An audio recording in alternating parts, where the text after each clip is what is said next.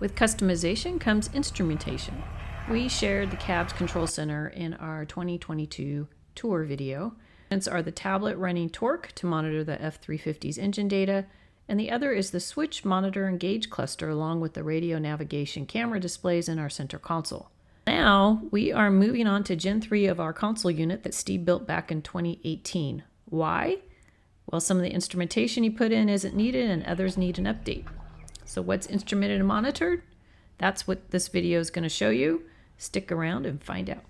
Most people don't need this level of information for them, but because I have a fairly unique setup, because I like to do things and measure things, this is part of what I do.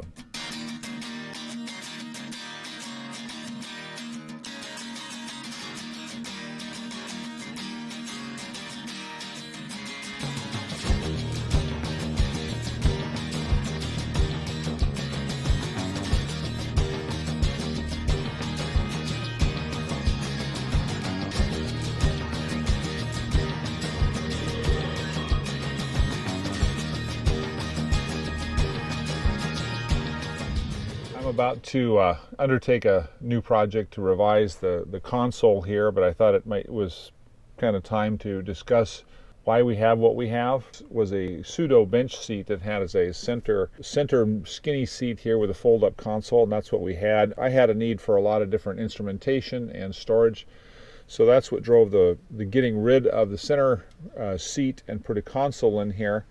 But the console has been gone through numerous iterations already of designs, and so kind of what we have so this area basically from the bottom of this monitor down to the bottom of this instrument cluster is about what's ready to change. I needed this instrumentation space for my 2 alternators, for my 24-volt alternator, for my 12-volt alternator. I wanted better meters for it than what I've got here, but one of the things I've done is I've inserted a bunch of stuff that was never planned. This big section of gauges and controls here, this was part of an airbag system. Originally I wanted to use airbags on all 4 corners of the vehicle to level it out, and what I've done is I've actually removed all of the airbags, and so I have no airbags at all. I have a compressor which reads out here and reads out this is what turns it on, and this is the temperature of the compressor when it's turned on. This is all going away, so I'm taking this space back. The other need that I have is, okay, this is the air brake for the Jeep for when we tow it. It was an add-on. Initial debut yesterday of our center console, and the initial plan did not survive contact with the enemy. So Cheryl and I sit down and discuss. Contact with the enemy. Cheryl and I discussed. This is a military plan where basically no plan survives contact with the enemy. So. In this particular case, it wasn't the enemy, it was another point of view.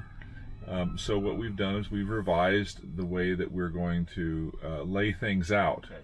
So what we're now going to do in the center here, we used to have our 2 phones here and here, and we've decided that we can put Cheryl's phone here and Steve's phone can just be somewhere else. It doesn't need to be accessible during driving. So these 2 spaces become available. And we've decided that kind of what's most important is the radio is going to move this direction, because the radio when we're driving contains the rear view of the hitch connection to the Jeep, and Cheryl monitors that. I don't really have anything to do with it. But we do have the issue of navigation, so we're going to now use this tablet located about right here for navigation, and the radio sitting over here. This whole bottom section is still also going to be instruments. But also in the process of doing this, I was originally going to pull all these controls out of the dash and mount them in the console, and that was involved and unwelcome. So now what we're going to do is, instead of having the plate go up and land right beneath this monitor, we're actually going to have it encroach into the dash right below the heating controls. And so this is going to give us back access to the heating controls and to the 4-wheel drive controls. It's going to slope from here straight up to here. It's about a 5 3/4 inch elevation over about a 12-inch run, and so that's going to give us the space we need. We're going to literally just cut the top of this console off, and then the whole top of it will be aluminum. One of the problems that I had before that I'm going to overcome also is that I had problems accessing the radio. Was non-removable, and I need to get to wiring underneath of it. Big problem. So this console is going to be a series of several different plates that are bolted on the side and are removable. In placing this in here, the old 45 degree, actually this is a 40 degree angle that I put into here, is going to be removed. We're gonna have this slope from this point right here straight to this seam right here, because everything in the dash beneath this thing doesn't need to be accessible, so the plate can actually rest right in that crack, come all the way back down here. And so that is about a 4-inch rise over about 12 1/4 inches is the angle of the plate that we're going to work with. The other thing that we still got to find a place for is this USB power supply here. We use a lot of USB power, and this thing is going to be, of course, interfered with as soon as the angle comes down, so we're going to find a new place for that. Stereo, navigation, instrumentation, access to the controls, the equipment, computer, the tablet for the engine stuff still remains the same. Okay, it's time to begin. The plans are done, and the biggest part of those new plans is to disassemble everything and make sure that what is in the console is going to be cut away. I'm going to have to remove both of the sides. I'm going to have to remove this panel. I'm going to have to remove the radio and all this. Everything's going, and I'm going to switch to time lapse, and you'll see me working on it.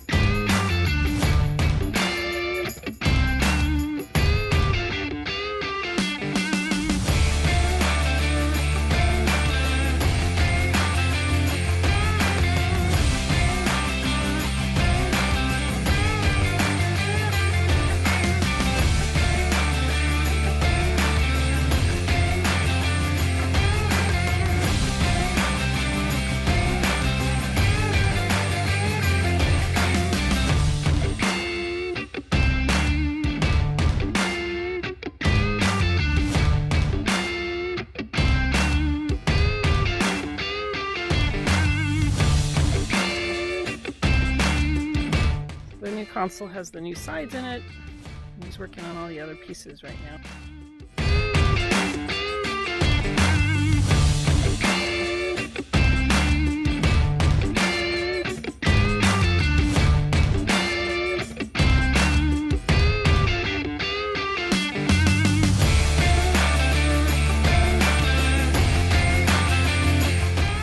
I'm now cutting the holes into the instrument panel for all the gauges and switches and meters, etc. I've already done the radio panel.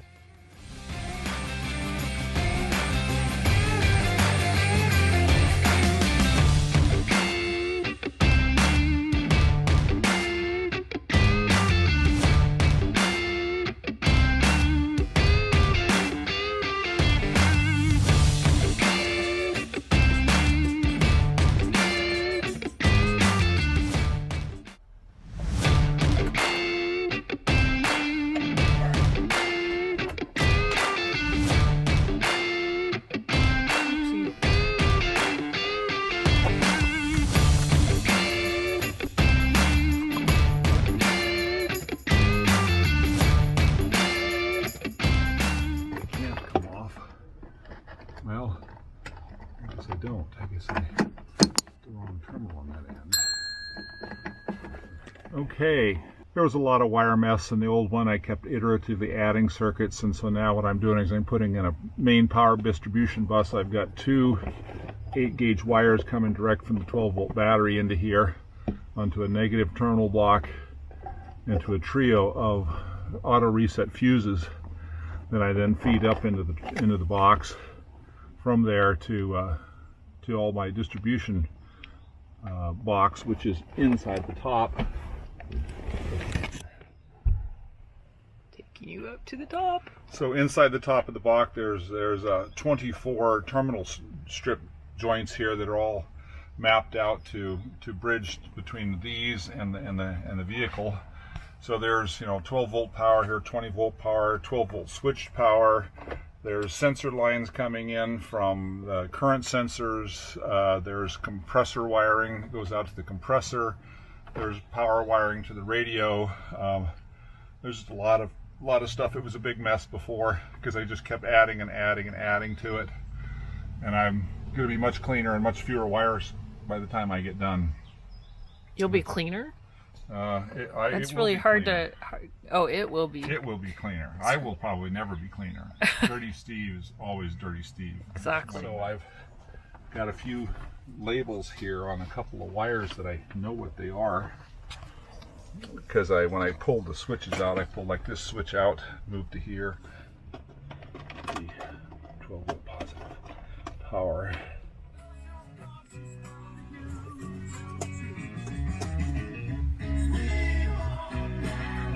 Okay, I think it's time for a bit of an update. As you can see here, this is the back side of the control panel. It is mostly complete. It is designed with all the wiring is attached to it. I'm working on the last bit of wiring, but this is essentially where it will go in here, something like that. We have the radio, the mounting pad for the iPad for navigation, which has got a ventilation fan in it. We got two power monitors, one for the 12 volt system, one for the 24 volt system. As you can see here, the black, I opened the box on this one and it was broken from the factory, so I've ordered another one, but I'm still using it for a placeholder. Three temperature monitors, temperature for the 12 volt alternator, exhaust gas temperature monitor, and temperature for the 24 volt alternator. A row of switches, which I won't go through what they do. More controls for the 24 volt alternator, the pressure for the Jeep tow brake, and the pressure for the air compressor. That's what's in here so far.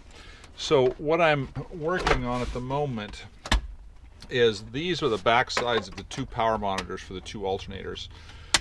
These monitors have internal current shunts, and this is what a current shunt looks like. It's a specially alloyed piece of copper that has a very small resistance, and by measuring the voltage between these 2 points as current flows through it allows to understand the current that flows through it. These are just slightly thicker. This is the 200 amp one, this is the 300 amp one.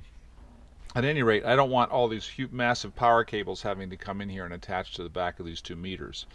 So what I've done is I've taken the wiring off of it and drilled and tapped and put some screws on here, because this one here is going to go in these are both going to go in the engine bay.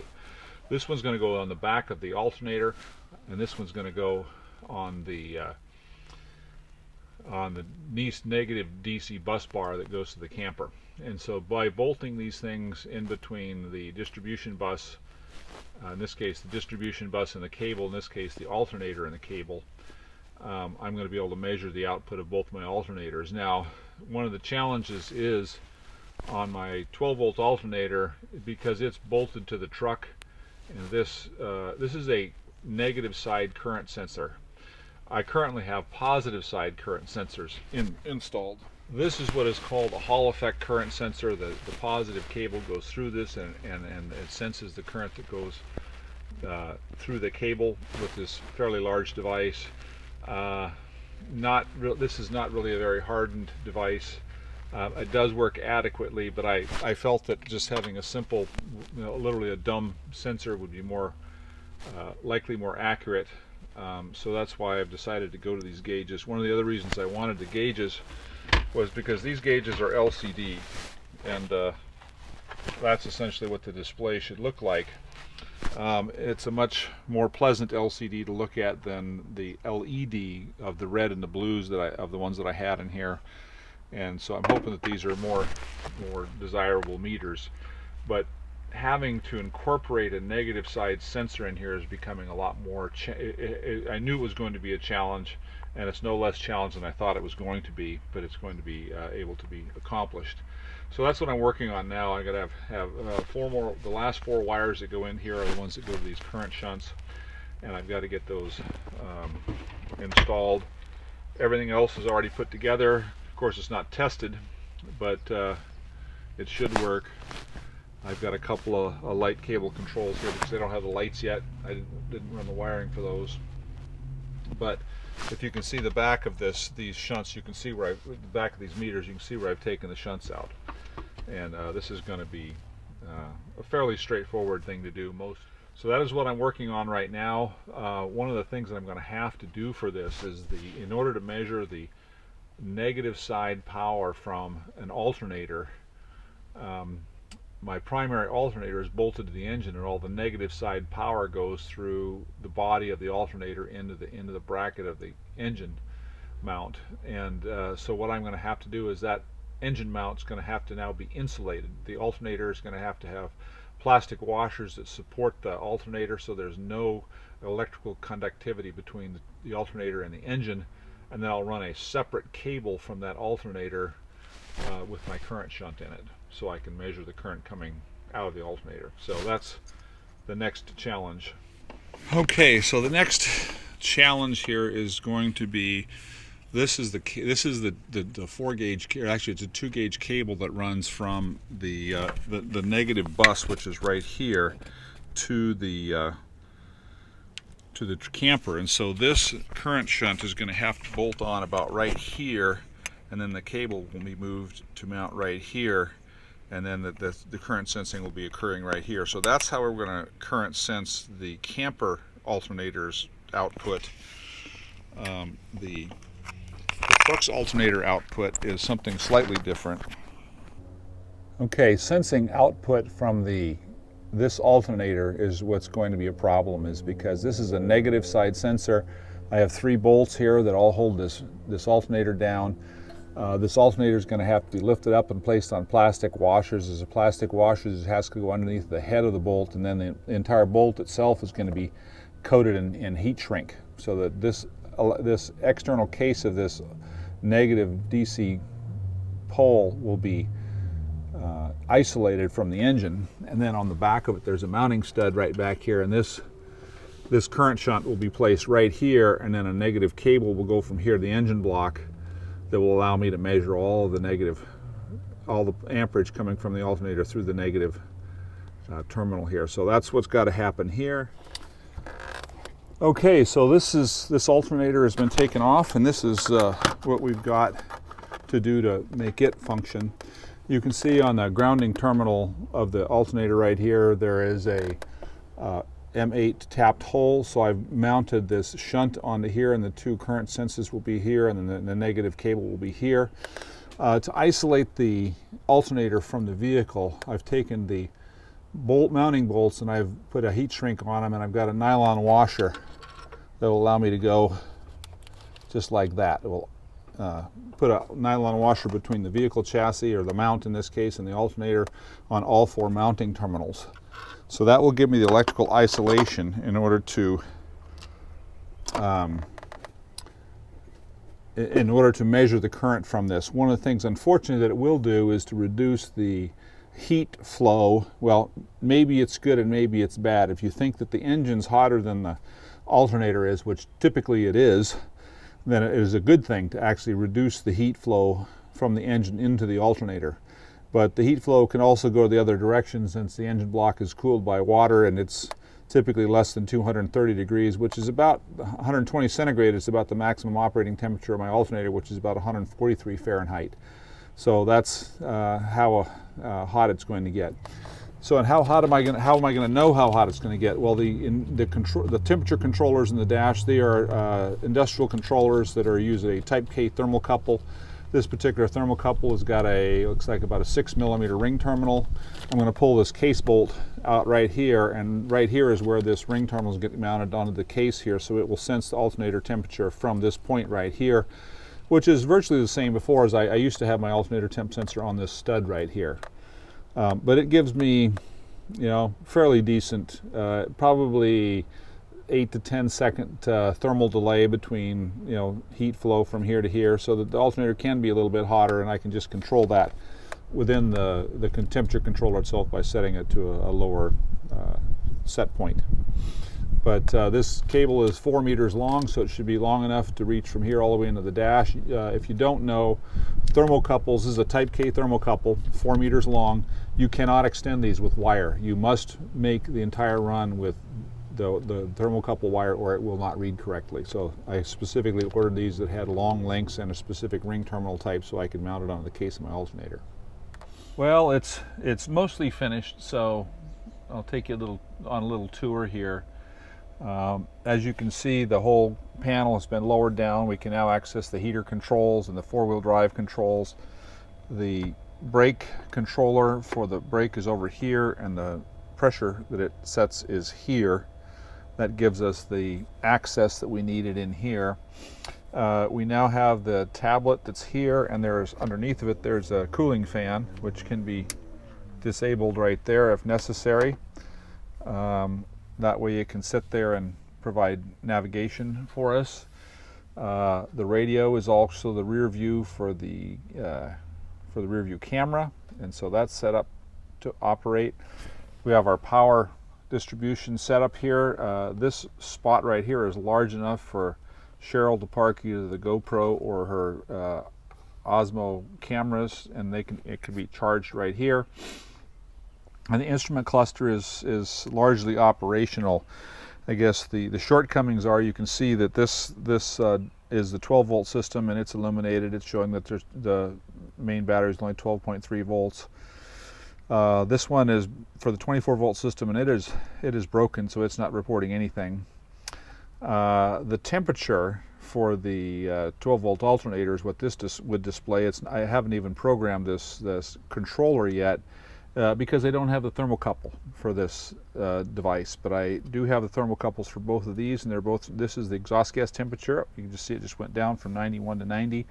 Engine was running, half an hour and an hour ago, so it's cooling down. The alternator number 2 is 87 degrees Fahrenheit, and it's set to cut off at 240 degrees. Its voltage is set here. It's, of course, the voltage and amperage we read out here as this is adjusted. This is the enable for the second alternator. Air compressor pressure, which is turned on by this switch right here. In this particular case, my intention is that both of these switches, the normal position will be down. So as soon as I put this down, it turns the compressor on. And since I don't want it on at this moment, I'm going to leave it on. This power here powers this USB device. So if we want that to be left on because there's something charging in here, we will leave it on. Otherwise, we'll disable it. This just charging a lot of USB stuff and powering other devices in here tends to consume a good deal of battery power over about a week. If I'm not operating the truck, it could run the battery down. These two switches, they do illuminate, but there's nothing connected. These are for future lights that I'm going to install. This switch is for the toe brake, so it doesn't go on unless I step on the brake. So it always goes on whenever I step on the brake, but it will, if it's up, it will actually activate the toe brake in the Jeep. So that's what it does. This is the fuel transfer pump, and you probably can't hear the pump clicking, but I can. So that works. And this here is a high idle, so when the engine is running and I want to charge with it or something, I can turn this up, and that sends 12 volts to the engine controller, telling it to idle up to 1200 RPM. So everything works except for, again, this dash and this thing I'm waiting to get back. So it's largely now a clean up and tidy up project. I've got the sides of the console here to refit and replace. That won't take long. It's just cleaning up and putting back together. But I'm pretty happy with the way things turned out, and everything seems to be going as planned. Okay. You got the sides already installed in the box. Where's my whip? I'll crack it right now. Get busy. Yeah, Miss Nap Girl. Hey, I can't put that in the video. Yes, you can. Nap Girl. She's a nap girl. I wasn't feeling so great this morning, so I took a nap after lunch. Yeah, That's what he's great. picking on me now.